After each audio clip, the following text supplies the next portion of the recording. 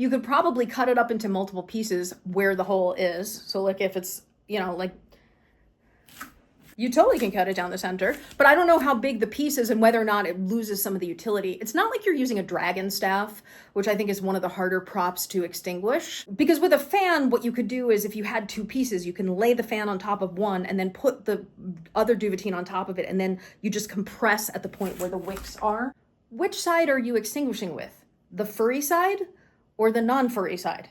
Don't use the matte side. The other side is the fire-treated side. If you say to somebody, oh, well, just put it between the Duvetyne, that is not sufficient information. Let's just pretend there's actual blanket here surrounding it. You need to smother like this around the entire wick itself, right? So if you don't smother and you just put the blanket here, air is still coming in here. And when you pull the blanket back, oh, and patting it is the worst, because what you're actually doing when you're patting is you're like doing a billows.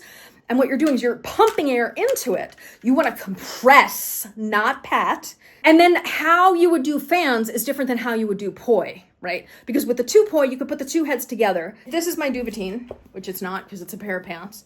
But if this is my, first of all, I would not do it vertically, but I'm doing it this way so that you can see what I'm doing.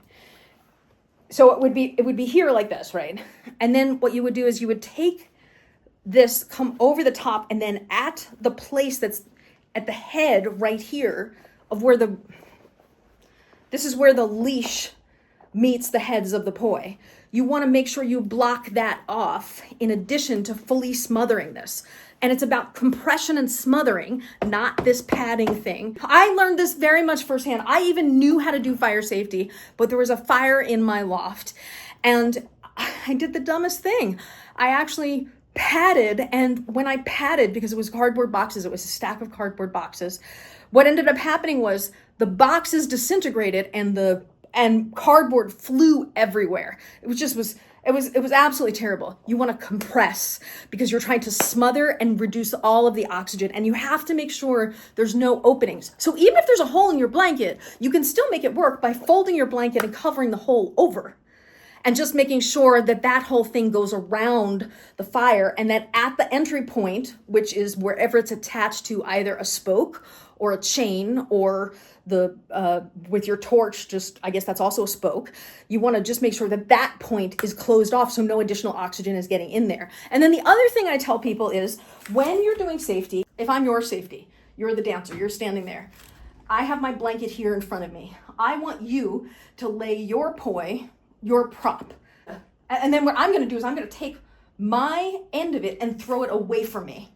And I'm going to smother on the other side of me so that if I go to pull this back and there's a backdraft and it relights, it doesn't come up in your face, which is another really huge safety tip to help prevent you losing eyelashes and eyebrows, or if you're wearing false lashes, to prevent fire damage on your eyes.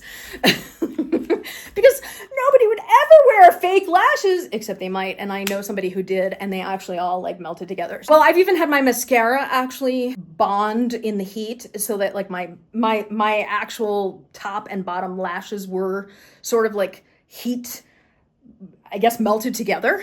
I had to actually do that to separate my yes, you'd handle the emergency and then you would cry afterwards.